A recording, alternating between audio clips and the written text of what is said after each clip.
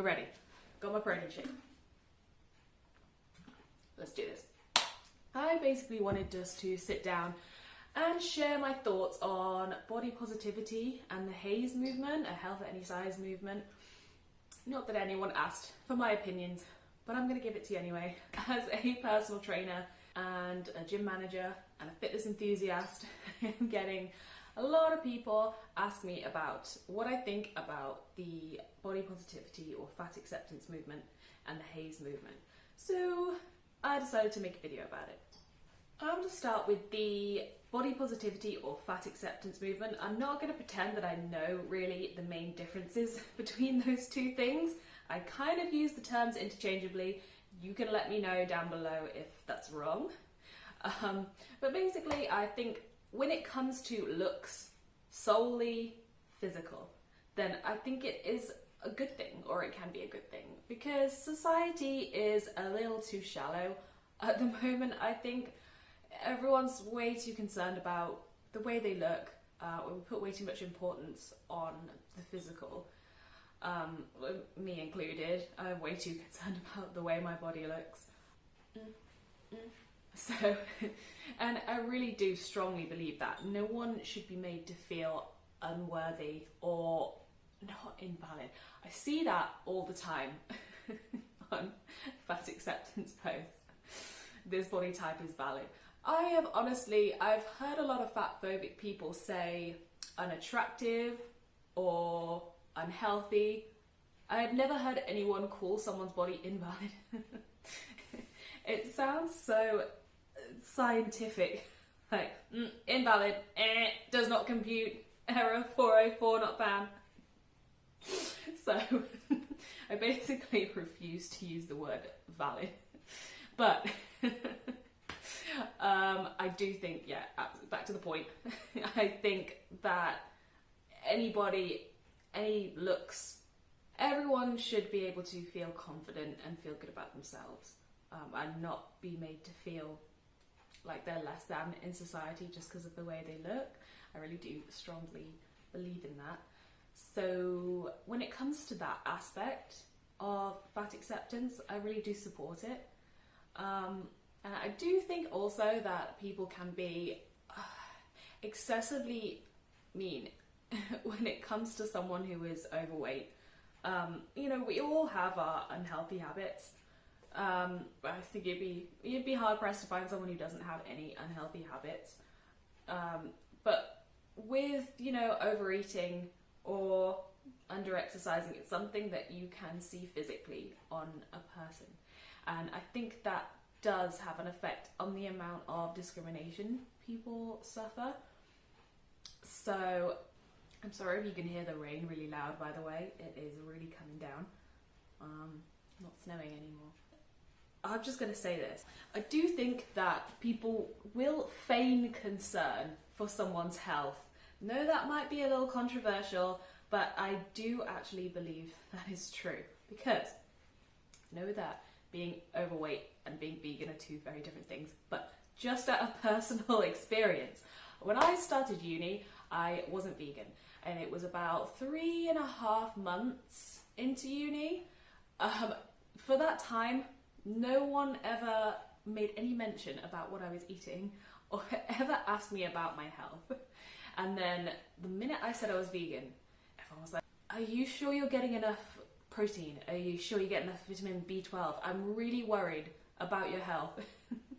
No one seemed concerned about the massive amounts of alcohol I was drinking. It was more about, oh my God, are you getting enough protein? I don't think that's healthy. Sure you're getting enough calories? And really, it was just obvious that they didn't really care. I think it's just one of those things when someone is a little skeptical of a lifestyle, for example, people will just jump on the health bandwagon as an excuse. So not that I'm saying there isn't an issue with being unhealthy if you're overweight, because there is. But I do just think that a lot of people will use it as an excuse to be mean sometimes. Also, I do think, circling back to the unhealthy habits thing, everyone does have unhealthy habits. And to a certain extent, again, this may be controversial, but to a certain extent though, I think it's that person's business, because there's a limit. Okay. For example, if I were to go out and binge drink every Friday night, okay, yes, no, it's not healthy, and it might take a couple of years off my life, but, you know, it's not going to put me in an immediate danger of death. And I wouldn't really expect people to be constantly telling me to stop. Not that I would be angry about it and call them prejudice against me if they were, but you just wouldn't really expect it. But if I were to start drinking a pint of vodka every day, that's the point where it's getting fatal, you know, within the next few years. And I would definitely expect people to be telling me, you've got to stop doing that, you're dying. So I think if someone, to equate that to overeating, I think if someone were to, you know, be like a stone overweight, okay, yeah, maybe it's raising their probability of developing some health concerns in the future, and it's not a good thing. But as long as someone's not harming anyone, or like obviously as a personal trainer, if someone asked me to help them, then I would. But if they hadn't asked for my help, if they hadn't enlisted my help, you know, I wouldn't really consider it my business to go and tell that person that they need to lose weight. Having said that, if they were 15 stone overweight, 20 stone overweight, medically, that's getting to the point where, it could be fatal within a few years. And if I was in that position, I would expect the people around me to be like, you got to stop this. You're going to die.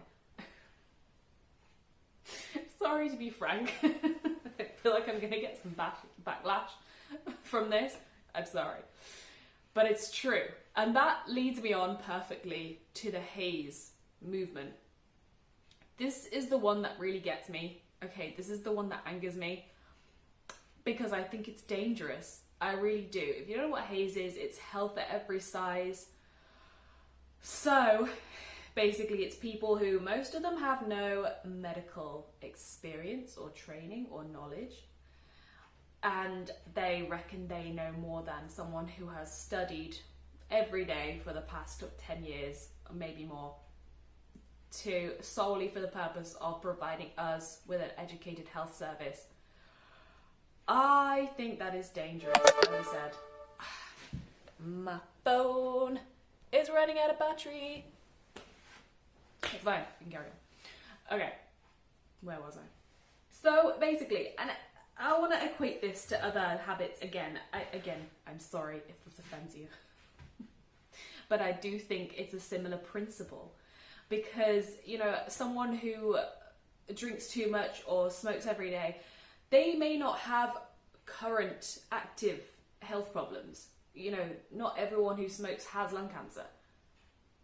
But you can't deny that you're increasing your chances of developing it. That's the problem, that's the concern. So, yes, you may be very overweight and not currently suffering any problems. Does that mean that it's always going to be the case? No. So, and what I think is really, really shameful about it is the fact that this generation of people who are currently normally in their 20s and 30s and currently not suffering any health defects, they're perpetuating this misconception of health to a younger generation, and then that younger generation can't make the educated choice, you know. I think it's important to think, okay, if I eat this way, if I live this way, my health might be affected, but it's worth the risk for me. Okay, that's fine. But if you don't have that knowledge to make the educated choice, if you think, okay, I can live this way, I can eat this way, and either way I'm going to be healthy. Once they get to a certain age where the health effects kick in, it's too late then. And, you know, they're going to suffer the emotional consequences as well, of thinking, if I hadn't have listened to that person, if I'd have known that this would happen, if I'd have known this was a risk, then I wouldn't have done it. And that is the problem right there. So that would be my answer, basically. Yeah. But I would like to force some more of my opinions on you. So expect some more videos in the future, okay? And hopefully I'll be less weird. Alright, thank you for watching.